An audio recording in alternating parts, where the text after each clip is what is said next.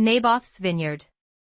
And it came to pass after these things that Naboth the Jezreelite had a vineyard which was in Jezreel, next to the palace of Ahab king of Samaria. So Ahab spoke to Naboth, saying, Give me your vineyard, that I may have it for a vegetable garden, because it is near, next to my house, and for it I will give you a vineyard better than it. Or, if it seems good to you, I will give you its worth in money. But Naboth said to Ahab, The Lord forbid that I should give the inheritance of my fathers to you. So Ahab went into his house sullen and displeased because of the word which Naboth the Jezreelite had spoken to him, for he had said, I will not give you the inheritance of my fathers. And he lay down on his bed, and turned away his face, and would eat no food. But Jezebel his wife came to him, and said to him, Why is your spirit so sullen that you eat no food? He said to her, Because I spoke to Naboth the Jezreelite, and said to him, Give me your vineyard for money, or else, if it pleases you, I will give you another vineyard for it. And he answered, I will not give you my vineyard. Then Jezebel his wife said to him, You now exercise authority over Israel.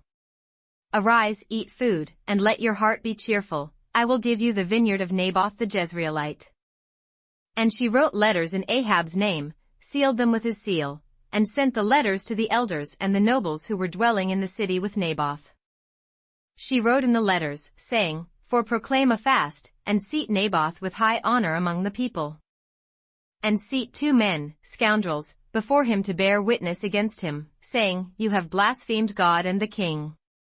Then take him out, and stone him, that he may die.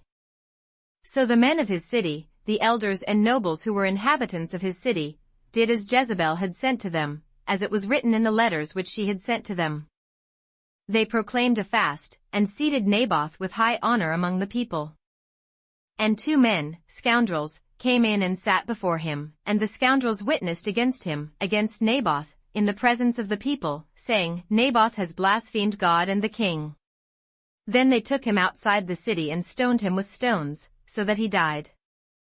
Then they sent to Jezebel, saying, Naboth has been stoned and is dead.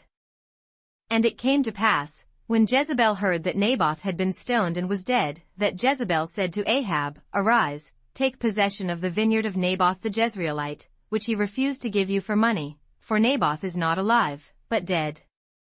So it was, when Ahab heard that Naboth was dead, that Ahab got up and went down to take possession of the vineyard of Naboth the Jezreelite.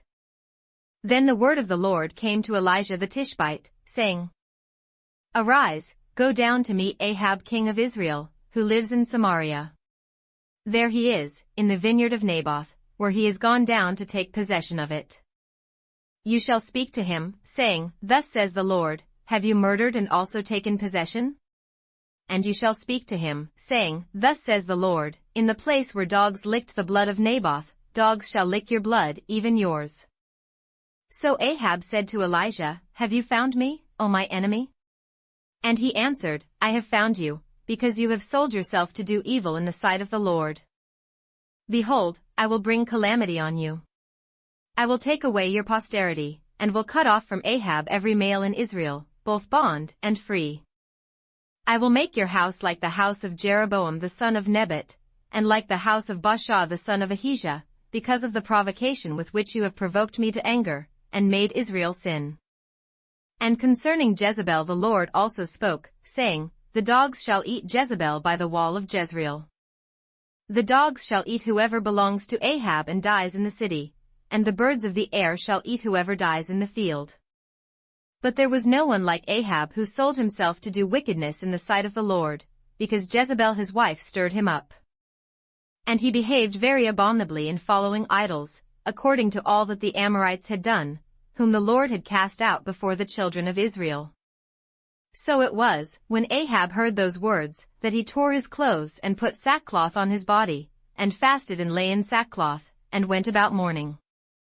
And the word of the Lord came to Elisha the Tishbite, saying, See how Ahab has humbled himself before me? Because he has humbled himself before me, I will not bring the calamity in his days. In the days of his son I will bring the calamity on his house.